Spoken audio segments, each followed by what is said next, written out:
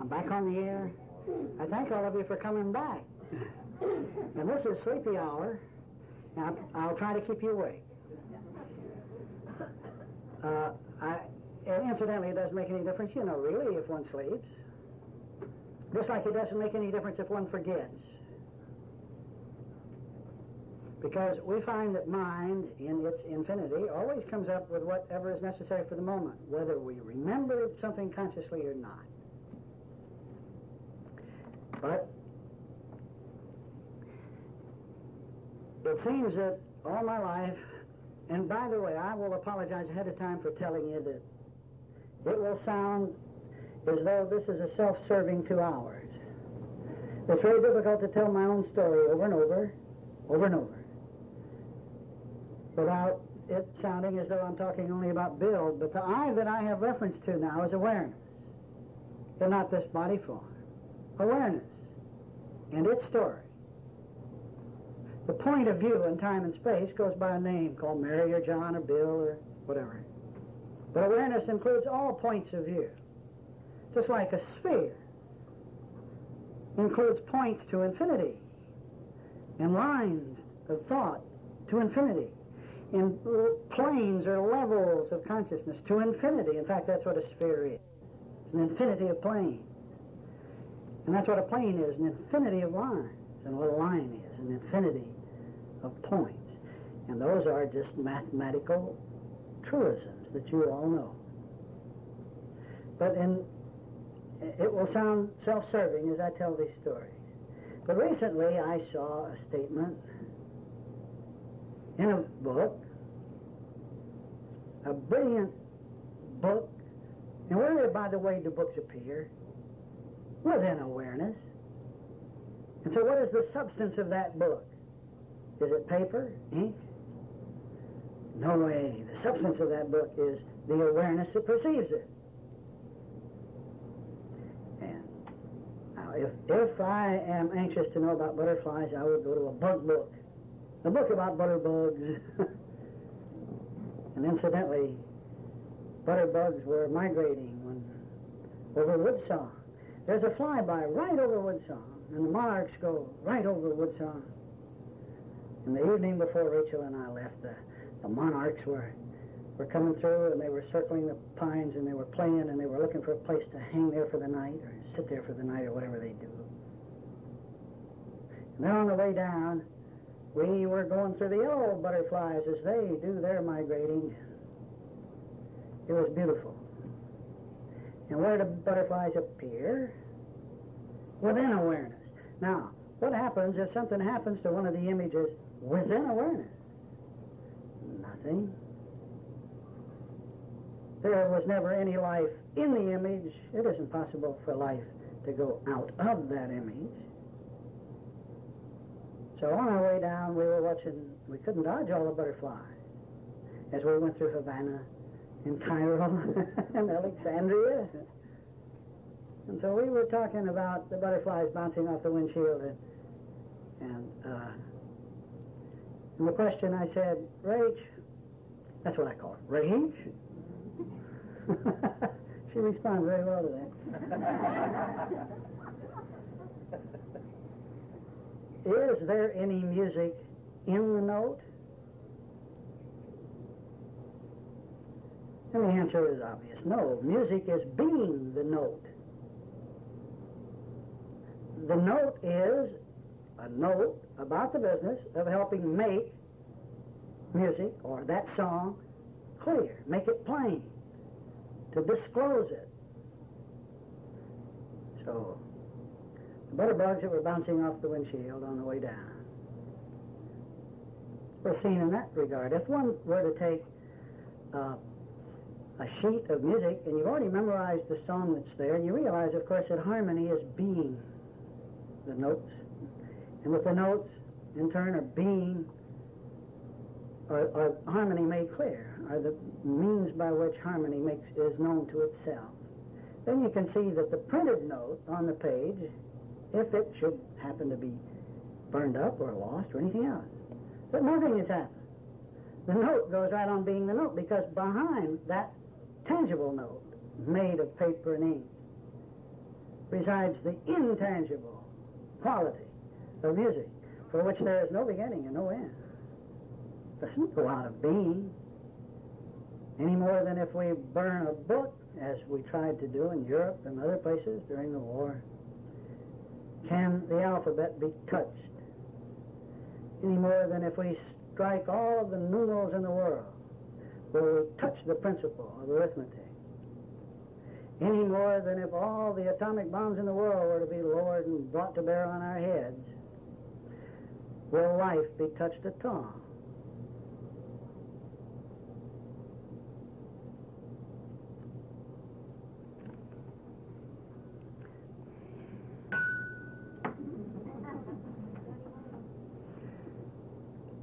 Back when the first Sputnik went up in the air, I think I had a group of people who had come from somewhere in the world to come and visit.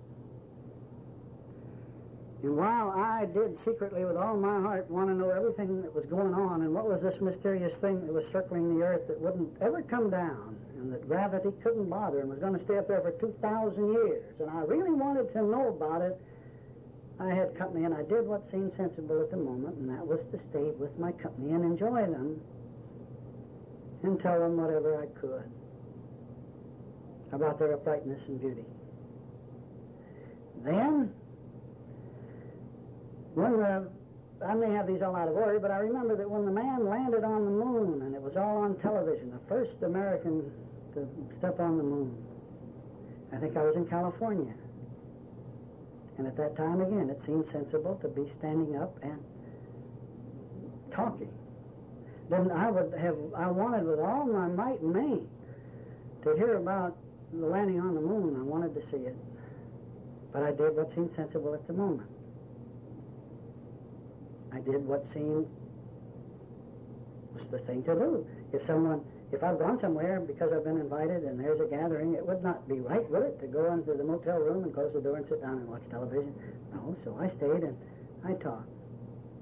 Now, this past Christmas, I was in California, or New Year's, or whenever the inaugural was. I really wanted to hear the inaugural address, but as it was, I was on my way somewhere, being given a ride, and down to Mexico. So I missed the inaugural. Now, it seems to me I have missed everything that the world has had that was real juicy to offer.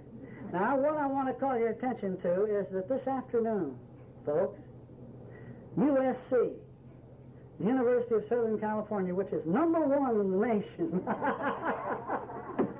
got you, is playing the University of Alabama on national television yet.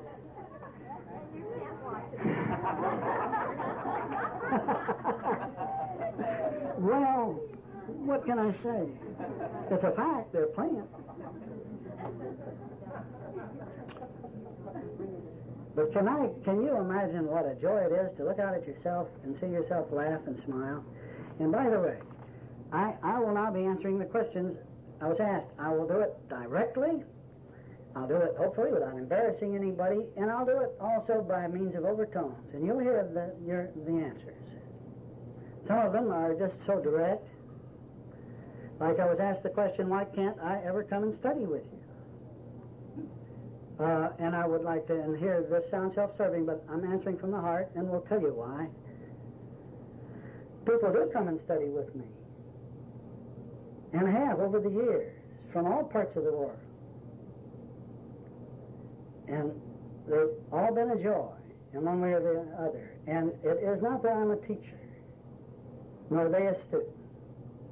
There is no teacher alive who wouldn't say that those gathered in front of him or her teach themselves with their bright faces or the quizzical look that would say, I don't quite understand yet, or the look of gratitude that says, now I know, now I see, now I understand. So there are really, well, the statement, there are no teachers and no students. In an absolute sense, it's all right. A more inclusive way for myself of saying it is that teachers and students are one.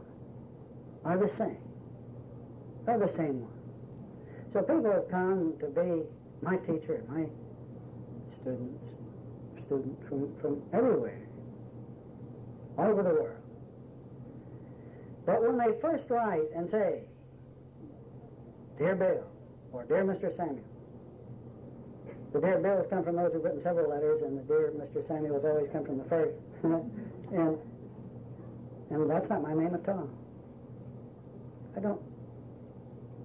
Words are not capable of saying the name that is identity. In any event, the people that say, I would like to come to Mountain Brook or to Lollygog or whatever and study with you, all get the same reply from me. They get no reply. And why?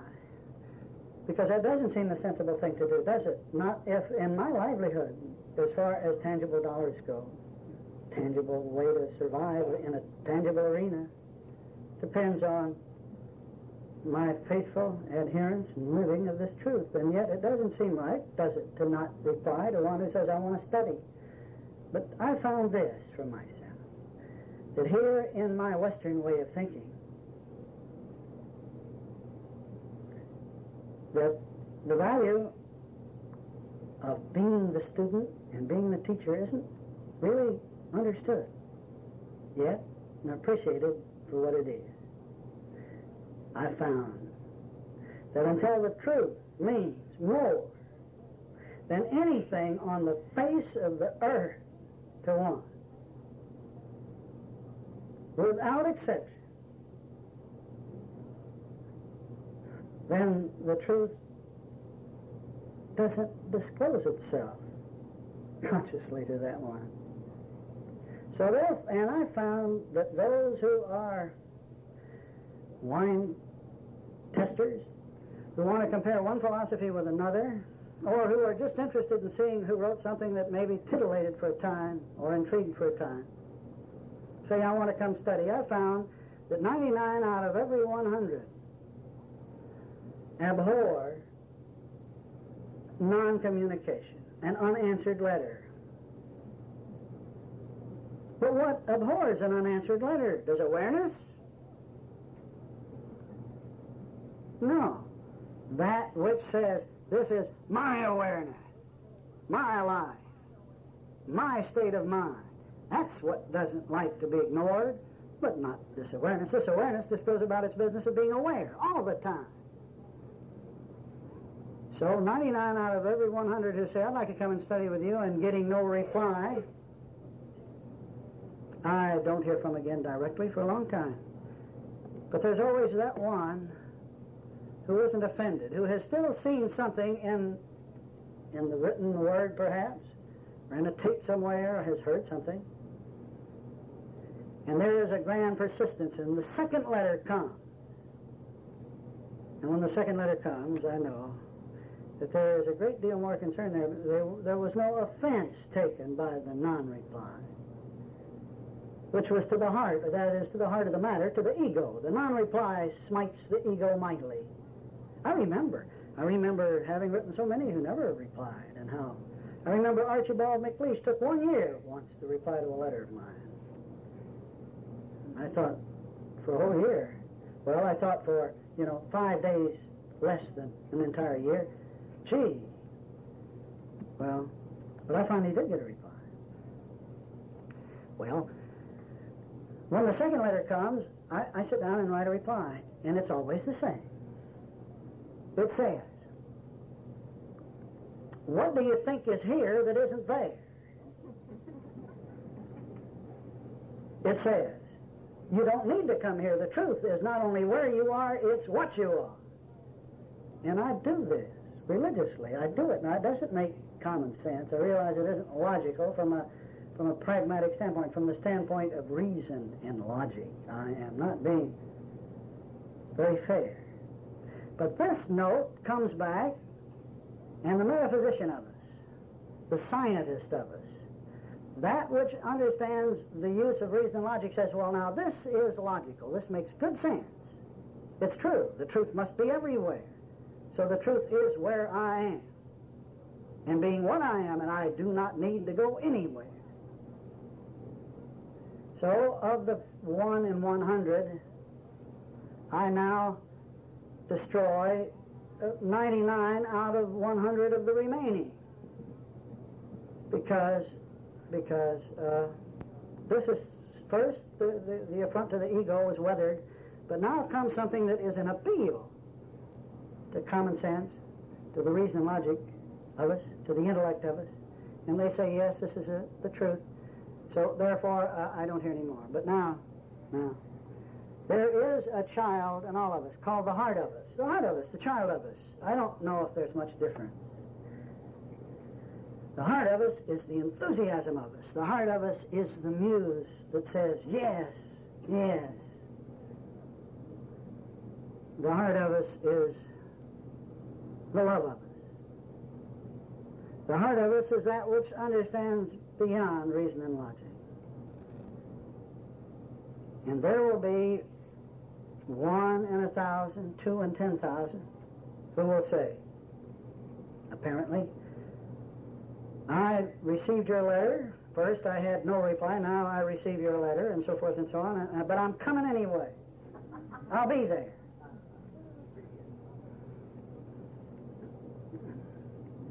These people do come, and I'm very glad to have them, and the reason is the truth. It means more to that one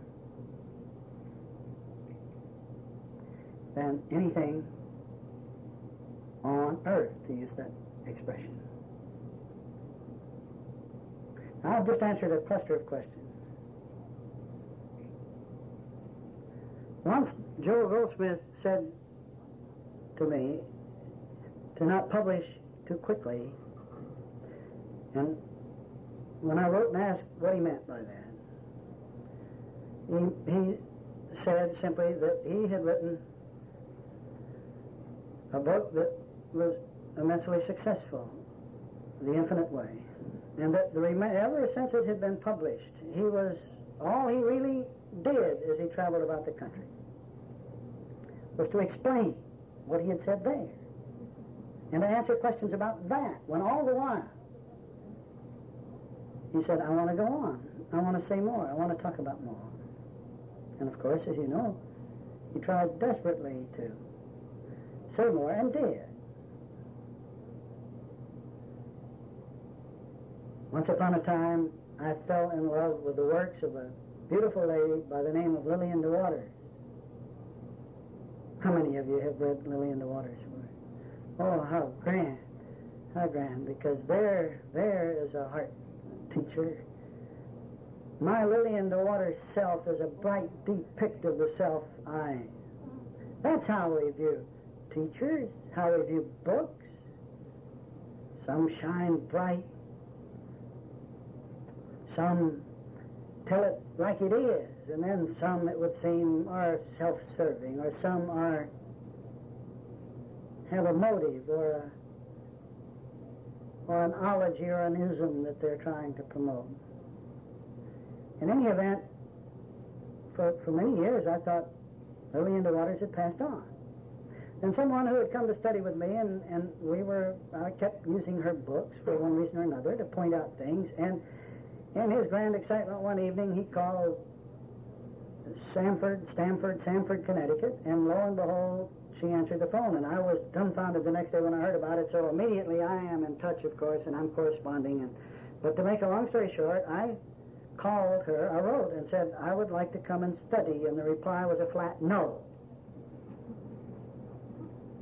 So I got on the telephone, and I said, but I want to study anyway. And I well remember the lady's very lovely reply. She said, if you see beauty in the words I've written, if you can keep gray hair and stooped shoulders from coming between you and the beauty you see there,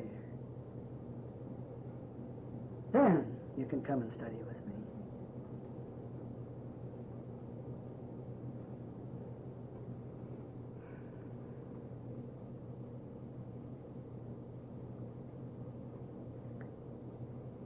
In answering another question, I would like to say that no, I'm not a part of any organization.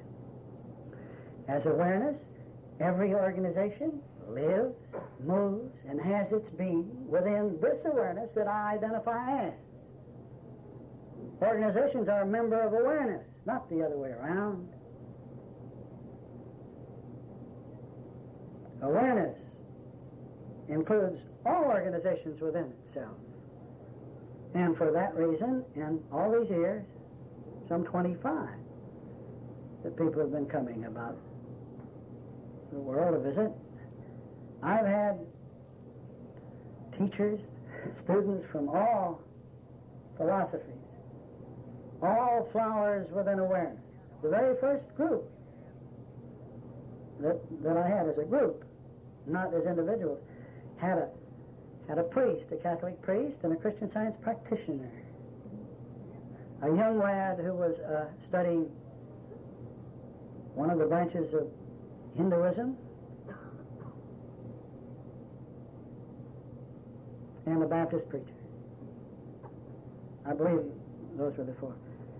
It ended, the entire thing ended on a note of absolute harmony with no disagreement. And why should there be? There's room in the garden of awareness for all flowers. Each one is serving its purpose. But believe me, the authority doesn't lie with the flower in the garden, not with the ology, the ism, the theology, the philosophy, nor the expounder of it. There is no authority here. The authority resides within the awareness that is here, right now, viewing this scene and being this scene.